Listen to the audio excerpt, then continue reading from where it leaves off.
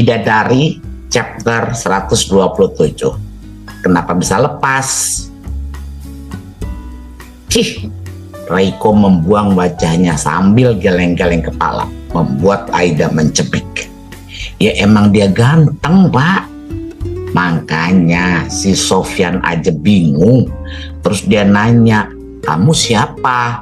Soalnya dia ngerasa nggak kenal dan emang bener-bener ganteng. Sudah selesai ceritanya. Aku masih banyak kerjaan, belum bikin makan kamu. Apanya selesai? Belum lah. Terus itu cowok ganteng langsung jawab kalau dia itu adalah Muhammad bin Abdullah. Dia itu Rasulullah. Jadi kamu cuma pengen bilang kalau dia itu mimpi gitu? Pak, Aida memberikan penegasan sambil membulatkan matanya dan dia tadi meninggikan satu oktav ucapannya. Mimpi yang gak pernah bisa ditipu oleh setan itu adalah mimpi bertemu dengan Rasulullah. Dan gak sembarang orang bisa mimpi itu. Dia ngeyakinin sendiri di dalam hatinya siapa yang dia temui itu. Dan itu benar-benar Rasulullah yang nemuin. Bahkan dia bisa ngejelasin kenapa ayah dari Sofyan As-Sauri menghitam. Kenapa? Emosi Reiko lebih baik sekarang. Dia sudah menaruh tangannya lagi bersih dekap, tak lagi di pinggang. Ya, karena ayahnya termasuk orang yang berlebih-lebihan pada diri sendiri. Dan itu adalah dosanya yang cukup besar. Aida sedikit bergidik dan kini tersenyum pada Reiko. Tapi syukurlah dia diselamatkan dengan sholawat itu. Rasul sendiri yang datang dan mengusap wajahnya. Lalu habis itu Sofyan As-Sauri kebangun. Dia kaget dong karena mimpinya itu langsung deh dia buka wajah ayahnya tuh. Langsung bersih, putih, cerah. Dan kini sebuah senyum pun diberikan oleh Aida kepada Reiko. Makanya untuk orang yang banyak dosa, mendingan banyak-banyak baca sholawat. Memang Nabi Muhammad tidak bisa memberikan syafaatnya kepada orang yang tidak diizinkan oleh Allah. Tapi tetap saja minimal Rasul ngeh kalau Bapak itu adalah salah satu umatnya. Mungkin saja dari sholawat itu Bapak bisa dapat petunjuk ke jalan yang benar. Mintalah pada Tuhanmu apapun yang kamu minta dan terserah. Kalau kamu mau menyenandungkan itu lagi, sekarang aku mau bikin makanan buat kamu. Mau merespon lebih apa yang dikatakan Aida? Malah kata-kata itulah yang keluar dari bibir Reiko. Ya udah, Bapak nggak minat gitu berdoa. Hanya Aida sebelum Reiko melangkah. Bapak kan udah bangun jam 3 pagi. Padahal kalau Bapak bangunnya jam 3 pagi, Bapak bisa berdoa dulu. Karena saat itu adalah saat di mana Tuhan pemilik alam semesta ini turun ke muka bumi. Dan dia bicara, siapa saja yang berdoa padanya maka akan dikabulkan. Dan itu adalah di sepertiga malam. Mata Aida berbinar-binar di saat Reiko meliriknya. Sedangkan wanita itu tidak sedang menatapnya, justru seperti melayangkan pandangannya pada sesuatu yang entahlah apa itu di bedaknya. Mintalah sesuatu supaya hidup Bapak dipermudah dan dikasih jalan supaya bisa nikah cepat-cepat sama calonnya Bapak itu, Ratu Lebah. Jadi nggak jadi zina terus. Dan kini Aida bicara lagi sampai di akhir kalimat dia menatap Reiko. Tahu nggak Pak, orang zina itu kan dosanya besar banget. Dan orang yang bisa bangun di sepertiga malam itu adalah orang yang dapat nikmat luar biasa. Karena nggak setiap orang bisa melakukannya. Udah belum bicaranya?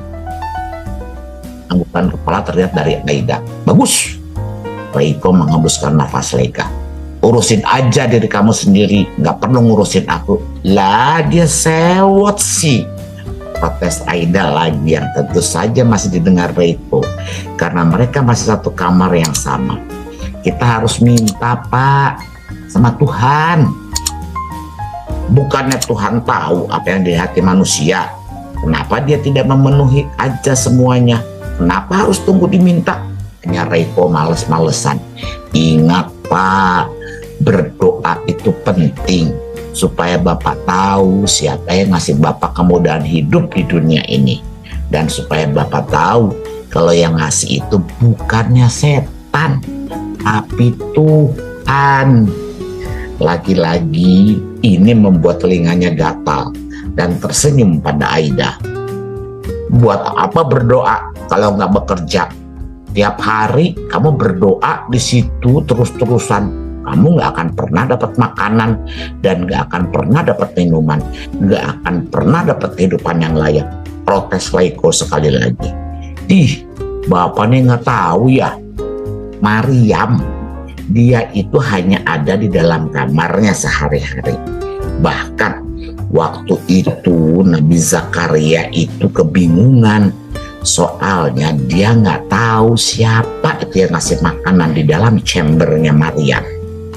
Dia sempat nyangka kalau Mariam itu memasukkan seseorang ke dalam sana. Tapi sebenarnya makanan-makanan itu datang dari Tuhan semesta alam.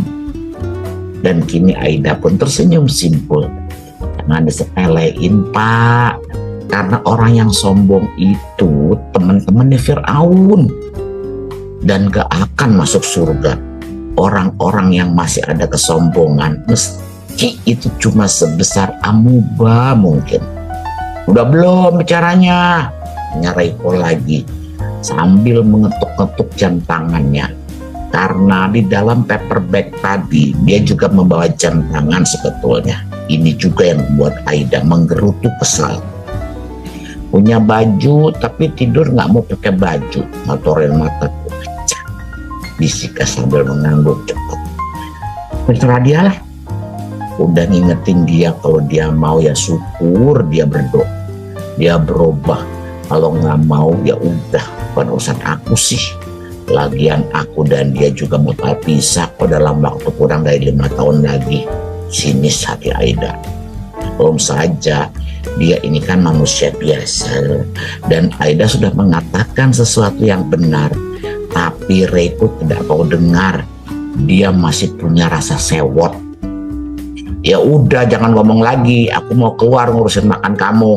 Dan itulah obrolan terakhir di dalam kamar itu sebelum kamar menjadi hening.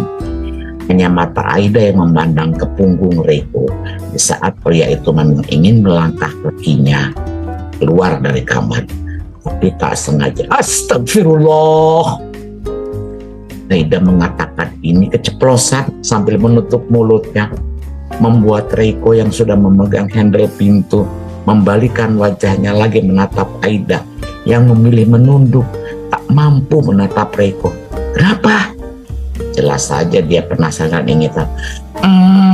Nggak apa-apa, Bapak keluar dulu, cepetan. Kenapa? Bikin makanan sana, Pak. Aida masih mencoba untuk mengusir Reiko yang justru malah tak bisa diusir. Aduh, gimana nih? Panik sejujurnya hati Aida. Dan kini wajahnya yang memelas.